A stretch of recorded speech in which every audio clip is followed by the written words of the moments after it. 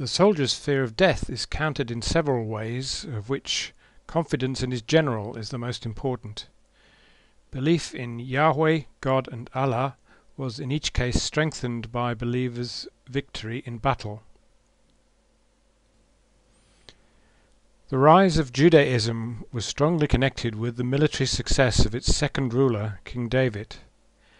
After his victory as a slinger over Goliath, David was made commander of the army by Saul. He went on to conquer the Philistines to the west, the Moabites to the east, Hadadezer to the north, and the Edomites to the south. The Psalms of the Torah show how David's relationship to Yahweh gave Israel its success. Muslims too revere David as a great military leader and call him Dawood.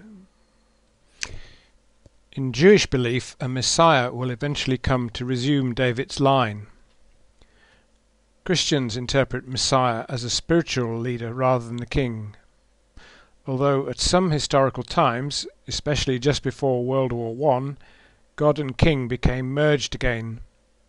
The patriotic hymn, "I Vow to Thee My Country," illustrates this period. The Roman Emperor Constantine was the first to say the Christian God was on his side in battle. At the Battle of Milvian Bridge he claimed to have had a vision in which Jesus said to him, "By this sign you shall conquer." His troops flew this sign, the Chi Rho banner, two Greek letters which stood for Christos. Roman Christians allowed themselves to be mobilized as his troops and were victorious. Submission to the invisible God or general has therefore been central in Judaism and Christianity, but military success was the central factor in the expansion of Islam. The Battle of Badr in 624 Common Era started as just another raid on a camel train, which the Meccans made a weak attempt to protect.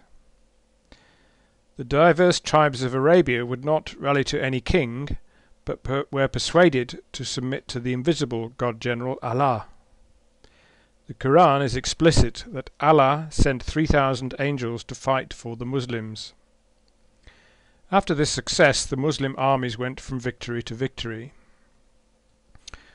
Muslim soldiers therefore learned that submission, which is the literal meaning of the Arabic word Islam, would give them victory. This desire for submission no doubt draws on our primate need for leadership, particularly in desperate battles. The idea of the supreme general is always a little vague in soldiers' minds. Anthropologists estimate we can only keep about 200 people in our minds. On the battlefield it is fairly easy to imagine God as the supreme commander, who is only a little further away than the human general.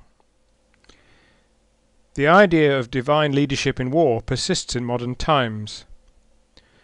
Bosnian Muslims were recruited to the Nazi Waffen-SS in World War II and wore belt buckles which said, "God with us." Muslim SS soldiers turned to Mecca 5 times a day, and they were supported by El-Husseini, the Grand Mufti of Jerusalem. Tony Blair said this of his decision to invade Iraq: "I think if you have faith, you realize that the judgment is made by other people. If you believe in God, it is made by God as well." So the very first or 0th name of Allah should perhaps be the General.